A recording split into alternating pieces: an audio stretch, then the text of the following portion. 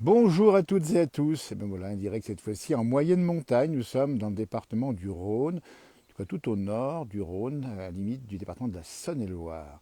Et là, nous sommes dans le Haut-Beaujolais. Attention, c'est pas le Beaujolais des vins, c'est le Beaujolais du bovin, avec les bocages qu'on voit juste en bas ici. Et puis à la limite de la forêt, nous sommes déjà assez haut en altitude, nous sommes à peu près à 660 mètres d'altitude. Nous sommes sur un sommet que vous connaissez peut-être, c'est le sommet de la Grand Roche qui se situe sur la commune de Saint-Bonnet-des-Bruyères. Rien que le nom, ça vous dit un peu ce qu'est la végétation. Et nous sommes à côté de Matour, pas très loin de Cluny en Saône-et-Loire. Et juste en face, vous avez les sommets ici. Tiens, ben on le voit ici, le plus haut sommet du département du Rhône, avec sa croupe arrondie. Il s'agit du Mont Saint-Rigaud qui culmine à peu près, et pas qu'à peu près, il est à 1012 mètres d'altitude. Vous voyez, on a quitté les montagnes pour une fois, nous sommes en moyenne montagne. On va découvrir justement le paysage. Ici, on l'a dit, bocagé, donc de l'élevage.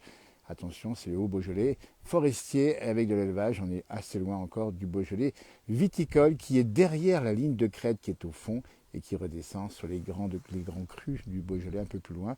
Vous voyez, à cette heure-ci, 16h18, on a bien sûr une végétation qui est déjà avancée, mais encore ici où nous sommes, à 660 mètres d'altitude, nous sommes avec un climat qui est quand même assez froid, ce qui veut dire qu'on n'a pas beaucoup de végétation, on dirait, dans la place du village si vous nous rejoignez aujourd'hui. Regardez comme c'est beau ici, les fermes qui sont bien sûr et souvent isolées avec ces grandes prairies et bien sûr entourées de bocages avec les haies, ce qui montre aussi la préservation de l'environnement. Vous voyez, on a respecté l'environnement là où nous sommes, Saint-Bonnet des Bruyères, avec le nom, vous voyez. Et puis la forêt au premier plan, une forêt qui actuellement a des cours élevés, ce qui explique qu'il y a parfois des coupes qui ont été faites pour justement voir en face vendre les bois à maturité. Il s'agit ici principalement de Douglas, nous ne sommes pas loin du Mont Saint-Rigaud, c'est donc le nord du département du Rhône. Et là, si on pivote de ce côté, on tourne vers la Saône-et-Loire, avec cette fois-ci le Mâconnais. Et derrière la ligne de crête, je ne sais pas si on la voit, vous avez, vous le savez, également les grands vins du Mâconnais. Donc vous voyez, on est un peu une zone charnière entre la région viticole et le Val de Saône qui est juste derrière la ligne de crête.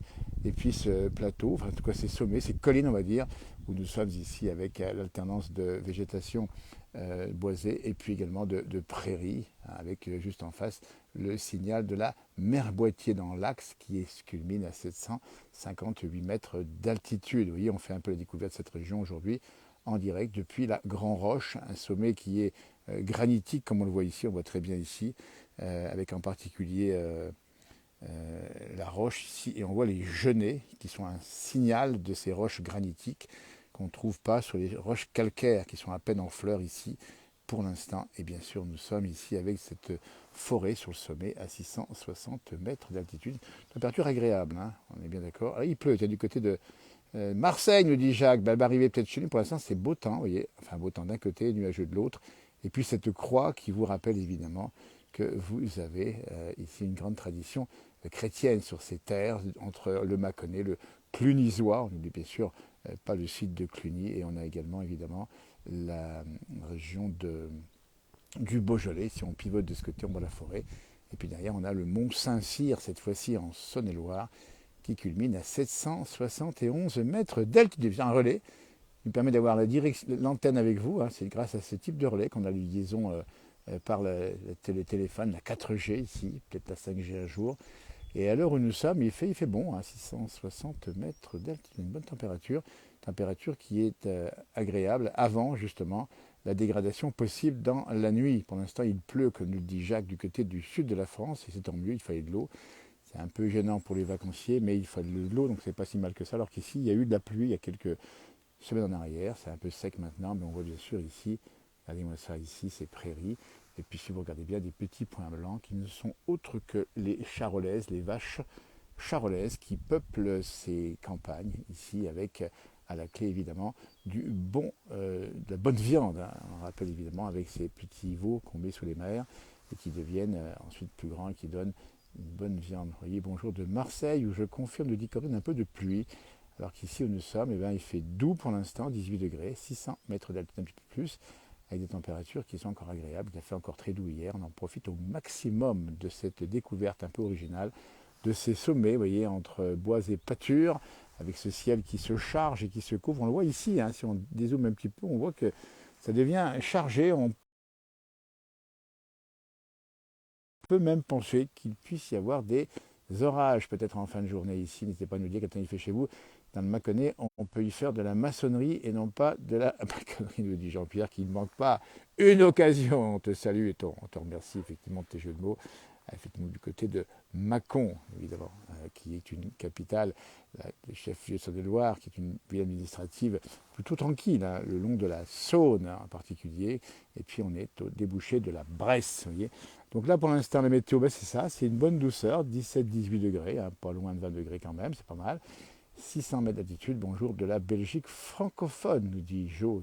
On retourne évidemment à tous nos amis de la Belgique francophone et bien sûr non francophone, puisqu'on est reçu sur la planète entière grâce, vous voyez, à ces antennes relais. Hein, on la voit ici, on en a vu aussi à droite ici, ce qui nous permet évidemment de faire des liaisons comme ça, à grande douceur dans le Haut-Val d'Arly. On n'en doute pas, Philippe, puisqu'on sait qu'actuellement la douceur remonte sur l'est de la France. Alors qu'il fait très frais dans les Pyrénées, on a même vu de la neige sur les sommets du sud-ouest pyrénéen, du côté pas très loin de la Mongie. Alors qu'ici où nous sommes, regardez-moi ça, c'est le bonheur. Et puis on a vu les premiers muguets déjà en fleurs, mais un peu plus bas qu'ici en altitude. Donc ça va être très bien pour le 1er avril. 1er mai, pardon, 1er mai. Bonjour d'Auvergne, nous dit José, 22 degrés dans le Vexin. C'est sympa, Jean-Pierre de me rappeler. Dans le Vexin français, où il fait bon aujourd'hui sur une bonne partie de la France. Il fait super beau aussi en Belgique francophone. Vous voyez, ces informations météo qui nous viennent en direct dans cette page La Place du Village, avec cette croix, on rappelle, en béton armé, évidemment ici avec une colonne, une ligne qui attire la foudre. C'est un système pour attirer la foudre, pour éviter qu'elle tombe ailleurs que sur cette croix. Donc il ne faut pas s'y mettre évidemment au pied de la croix quand il y a de l'orage. Il neige au pic du midi dans les Pyrénées du Philippe. Ben voilà. Ah non, ça n'a pas fini de vous rappeler, c'est un peu d'information sur les Pyrénées. Ben voilà. Oui, c'est un peu bizarre cette année. Il peut y avoir de la grande douceur dans certaines régions de France et puis pas un grand coup de frais dans le sud-ouest. On a vu qu'il y avait 11 degrés tout à l'heure à Biarritz, alors qu'il faisait 27 l'autre jour. Allez, c'est avril, et avril, vous rappelez la devise, on ne quitte pas, on ne se découvre pas d'un seul fil. Voyez, voilà. Eh bien écoutez, regardez-moi ça. Alors on voit aussi les premières fleurs sur les arbres ici, ce qui est en blanc. Ici, c'est les arbres fruitiers qui commencent à fleurir. On est un peu en retard. Hein. Nous étions hier à Mâcon. À Mâcon, on a vu le feuillage très avancé, enfin en tout cas normalement avancé pour la saison.